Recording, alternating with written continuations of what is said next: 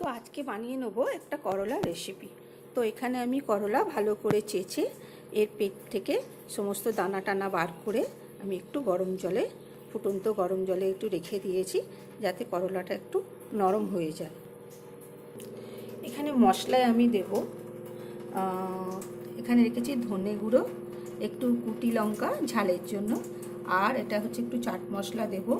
আর এখানে আমি করলার ওই গাটা চেঁচে রেখে দিয়েছি, এটাকে একটু ফ্রাই করে নেবো মশলার সাথে। আর এখানে কুচিয়ে রেখেছি ধনে পাতা। যেহেতু এটা নিরামিষ হবে, তাই এতে আমি একটু ছাতু দিয়ে করব। আর এতে আমি টকের জন্যে একটু দিয়ে দেবো একটু তেঁতুল। তো কীরকমভাবে করছি চলুন দেখাই। তো এখানে আমার তেল গরম হয়ে গেছে, আমি এতে দিয়ে দেবো জিরে।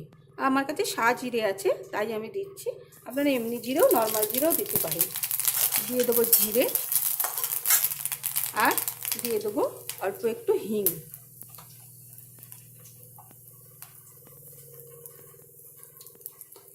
এটা একটু দিয়ে আমি করলা যেটা করে রেখেছি সেটাকে দিয়ে আমি একটু হালকা ফ্রাই করে নেব। তো এখানে আমি করলাটা একটু যে ঘষে রেখেছিলাম একটু ভালো করে লাল লাল করে ভেজে নিলাম। এবার আমি এতে দিয়ে দেবো মশলাটা।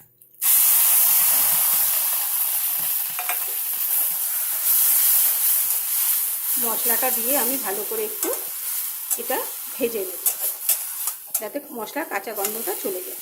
এই সময় আমি দিয়ে দেবো আন্দাজ মতো নুন আর হলুদ।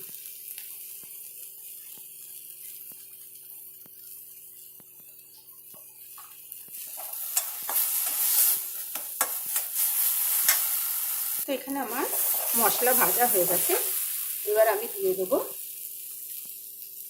ধনে পাতা কুচিটা।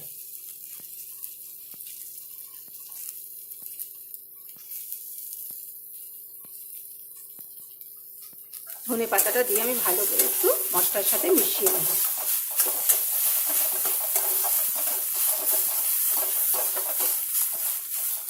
তেল একটু কমই দিয়েছি, কেননা করলাটা ভাজার সময় তো তেল লাগবে, তাই। এবার আমি এতে দিয়ে দেবো ছাতুটা, দিয়ে এটা আমি ভালো করে মিশিয়ে নেব পুরটা একটু বাড়ার জন্য।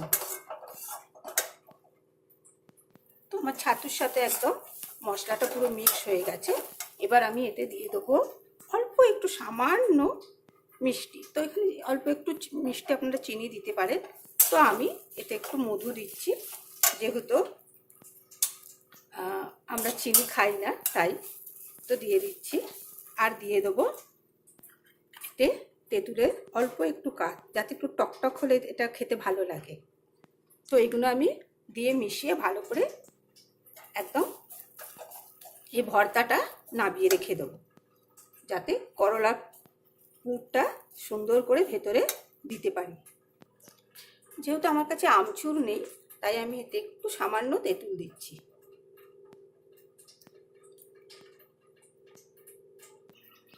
তো এটা আমি পুরো যতটা আমি পুর বানিয়েছিলাম পুরো ভর্তি করে এটা আমি ঢুকিয়ে দিয়েছি। খুব অল্পই দুটো বানাচ্ছি, তো তোর বাবার জন্য, মেয়ে খুব একটা খেতেও করলা ভালোবাসে না, তো সেই জন্য। এবার এই দুটোকে আমি কড়াইয়ে তেল দিয়ে দেবো। তো এখানে আমার তেল গরম হয়ে গেছে, এবার আমি এই পুর ভরা করলাটা আমি আস্তে করে ছেড়ে দেবো।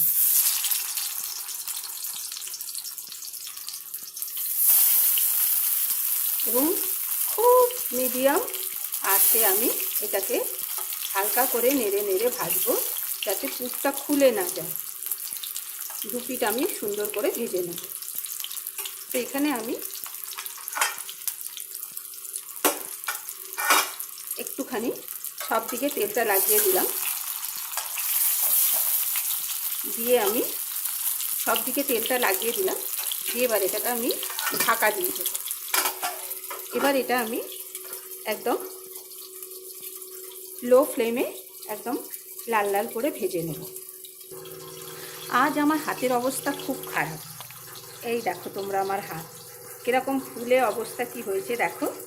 কিন্তু কি করব, কাজ তো করতেই হবে, দুটো হাতই হয়েছে, দুটো হাতই ফুলে গেছে, কিন্তু উপায় নেই।